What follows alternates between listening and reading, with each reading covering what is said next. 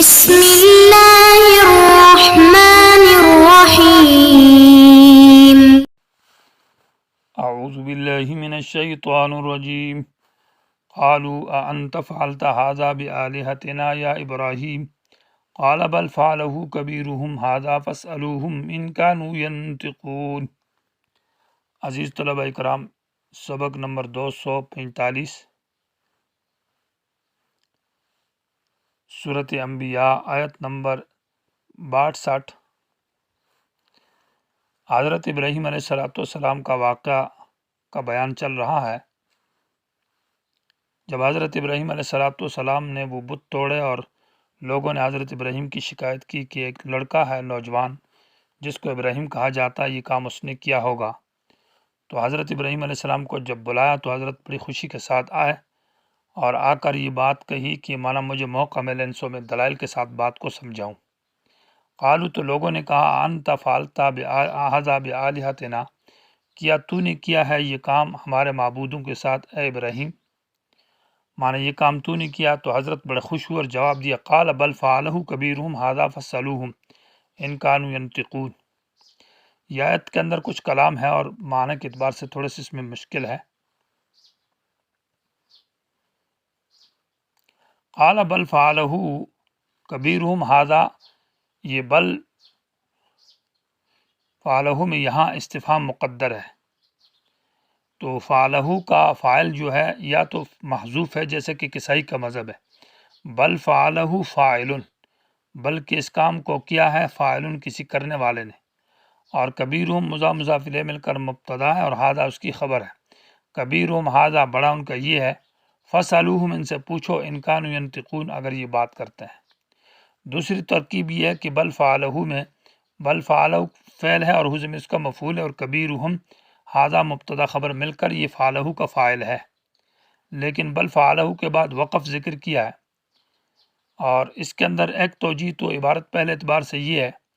کہ حضرت نے جواب دیا قال، کہا بل فعلہ، اس بات کو چھوڑو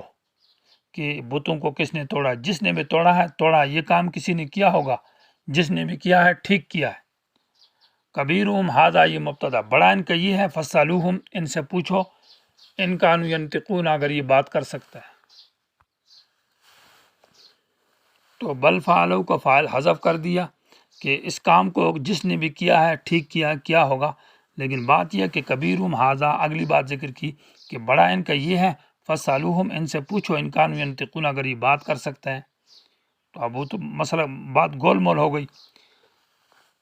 یا معنی یہ ہے کہ بل فعلہ کیا اس کام کو کبیرہم ھذا اس بڑے نے،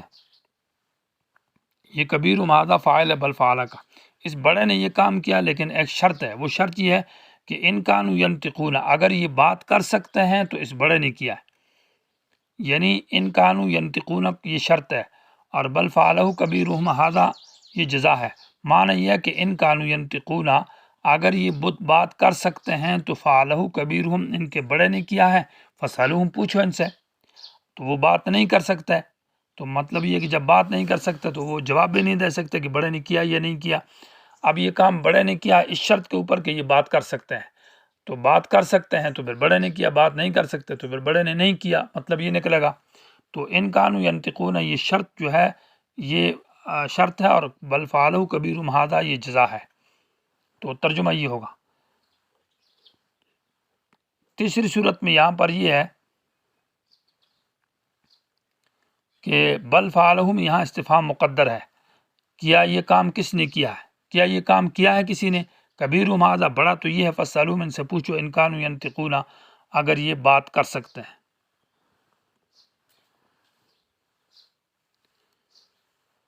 یہ حدیث میں آتا ہے کہ ابراہیم علیہ السلام نے ثلاث کذبات، 3 جھوٹ بولے ہیں، وہ جھوٹ نہیں ہے، بظاہر وہ بات جھوٹ ہے لیکن حقیقت پر مبنی توریہ اس کو کہا جاتا ہے۔ ایک تو یہی جگہ ہے کہ بل فعلہ کبیرہم کے اندر وقف کیا ہے،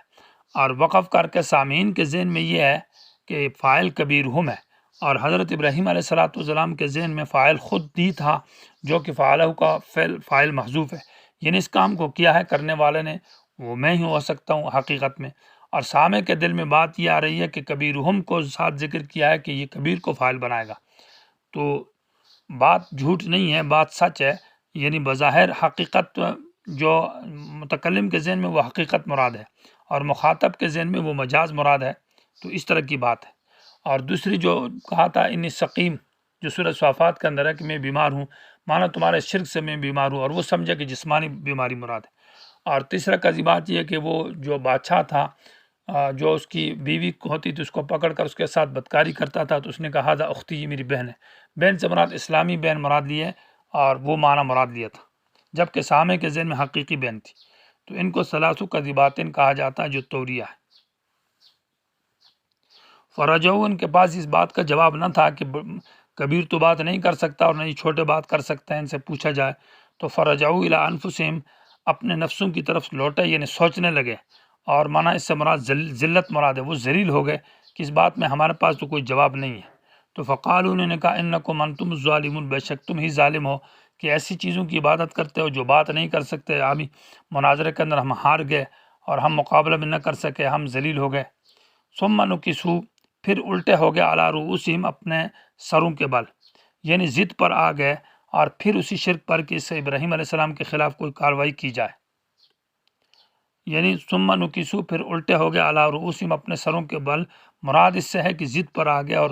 اسی شرک پر دوبارہ واپس چلے گئے، اور کہنے لگے لقد علمت، یقیناً تو جانتا ہے ابراہیم، ما ہؤلاء ینطقون، یہ بات تو نہیں کر سکتے۔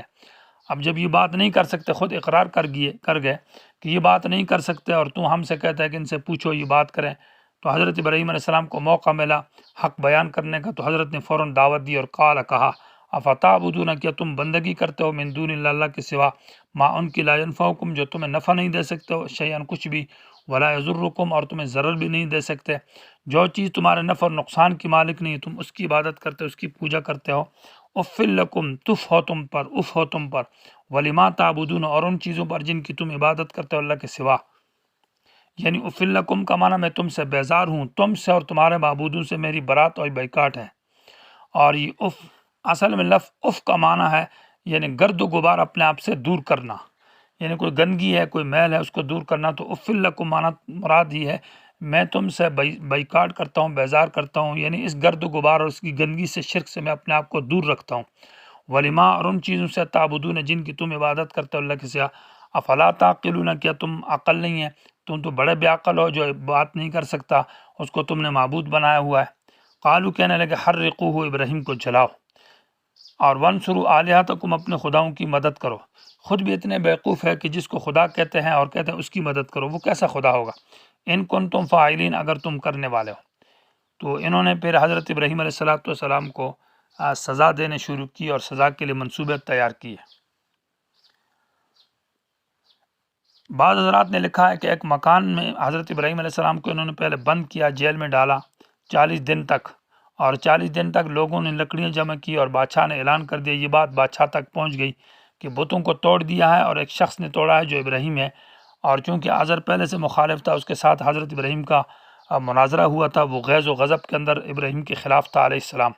تو اس نے آرڈر کر دیا، اور ادھر سے آپ کا باپ جو ہے نا آزر، اس کا خیال کرتا تھا، ابھی آزر نے بھی آرڈر کر دیا، یعنی مذہبی لیڈر نے اور سیاسی لیڈر دونوں نے آرڈر کر دیا کہ اس کو سزا دی جائے، اور اپنے حکمران میں اور رعیت میں اور فوج میں سب میں اعلان کر دیا کہ لکڑیاں جمع کی جائے اور اس کو 40 دن کے لیے گرفتار کیا جائے۔ تو وہ لکڑیاں جمع کی، بعض نے لکھا کہ 1 مہینہ تک، 40 دن تک،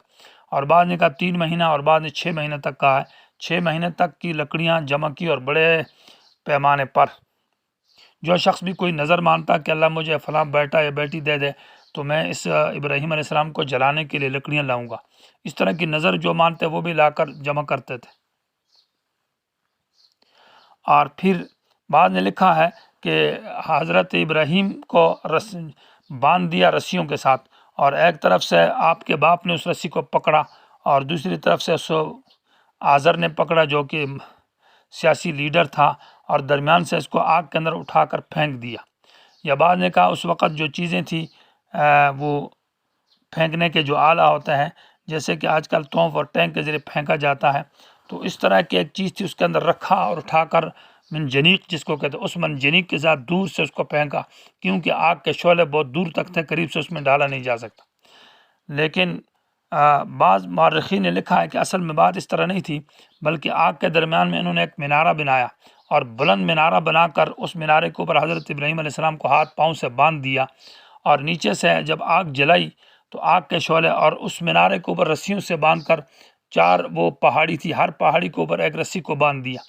مثلا ایک درہ ہے اور درہ کے ارد گرد جو ہے نا چاروں طرف بڑے بڑے پہاڑ ہیں، ایک پہاڑ کے ساتھ رسہ باندھ دیا دور سے، اور دوسرے کے سائڈ میں اور تیسرے، چاروں طرف سے رسے باندھ دیے، اور درمیان میں اس لکڑی کے منارے پر حضرت ابراہیم علیہ السلام کو باندھ کر رکھا، اور نیچے سے جب آگ جلائی نا تو آگ جیسے جلی، آگ کے شعلے اوپر آسمان کی طرف اٹھنے لگے، تو ان رسیوں کو اس پہاڑوں سے 3-4 کلومیٹر 5 کلومیٹر کے فاصلے پر وہ رسیاں تھیں، ان کو کاٹ دیا۔ ابراہیم علیہ السلام نیچے گرے۔ یہاں حضرت جبرائیل آئے کہ میں نے حضرت ابراہیم علیہ السلام کو آرام سے پکڑ کر نیچے آگ میں رکھا تاکہ وہ زخمی اور تکلیف نہ ہو، جیسے کہ حضرت یوسف علیہ السلام کو کنویں میں ڈال رہے تھے، تو بھائیوں نے جب رسی کاٹی تو جبرائیل آئے اور فوراً یوسف کو پکڑ کر نیچے کنویں میں آرام سے بٹھایا۔ مورخین لکھتے ہیں کہ حضرت ابراہیم علیہ السلام کے وہ رسیاں تو جل گئی تھی، آپ کے بال نہیں جلے تھے۔ اسی طرح ایک چڑیا ہے چھوٹی، وہ پانی آسمان سے لا کر دور سے پانی پھینکتی تھی، جس کو اللہ تعالیٰ نے ابھی اتنی قدرت دی ہے کہ وہ ایک اژدہا سانپ کو پکڑتی ہے تو اس کو مار دیتی ہے۔ اسی طرح یہ چھوٹے جو ہے وہ چپکلی، وہ پھونک مارتی تھی، جس کا یہ گردن سوجتی ہے، تو اس نے پھونک مارنے میں کوشش کی، اس لیے اس کے بارے میں کہا یقتلن فی الحل والحرم، زمین حل اور حرم کے اندر اس کو پناہ نہیں ہے، اس کو قتل کیا جائے گا، اس لیے کہ اس نے حضرت ابراہیم علیہ السلام کو آگ میں اس نے تعاون کیا ہے۔ 1 مہینے تک یہ آگ چلی، اور 1 مہینے کے بعد جب آگ خود بجھ گئی اور وہ سہاگے کا ایک راکھ کا ایک ڈھیر بن گیا، تو آزر گئے اور جا کر دیکھا تو ابراہیم علیہ السلام بالکل آرام سکون سے ساتھ بیٹھے ہوئے، اور انگور ہے اور وہ کھا رہے ہیں۔ تو آزر نے معافی مانگی کہ یہ کوئی بہت بڑا بزرگ آدمی ہے، کہا میں تیرے رب کے نام کی 400 گائے ذبح کرتا ہوں، تو مجھے معاف کر۔ حضرت ابراہیم علیہ السلام نے فرمایا کہ معافی نہیں ہے جب تک آپ ایمان نہیں لاتے۔ اس نے 400 گائے بھی ذبح کر دی، اور اپنی مملکت میں یہ اعلان جاری کر دیا کہ آج کے بعد ابراہیم علیہ السلام کو کوئی کچھ چھیڑ نہ کرے اور نہ اس کی بات سنے، خاموش رہے۔ تو اس کے بعد حضرت ابراہیم علیہ السلام یہاں سے ہجرت کر کے چلے گئے دوسرے ملک کی طرف، کہ یہ لوگ بات سنتے ہی نہیں ہیں، ان کو دعوت دینے کا کیا اثر ہے۔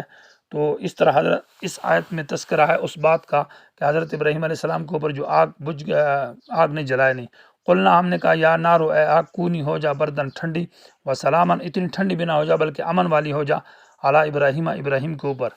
یعنی یہ ابراہیم کی خصوصیات میں سے یہ معجزہ ہے۔ تو آگ اتنی گرم بھی نہ تھی اور اتنی ٹھنڈی بھی نہ تھی کہ سردی لگ جائے۔ یہ گویا کہ حضرت ابراہیم علیہ السلام وہ آگ کے دن بعد میں یاد کرتے تھے۔ ملک الریاح آیا جو ہواؤں کا فرشتہ ہے، اور اس نے آ کر کہا کہ میں اس آگ کو بجھا دوں، تو حضرت ابراہیم علیہ السلام نے کہا کہ علمہ بحسبی و حسبہ، اللہ کا علم میرے حال کو خوب جانتا ہے اور اللہ مجھے دیکھ رہا، آپ کی ضرورت نہیں ہے۔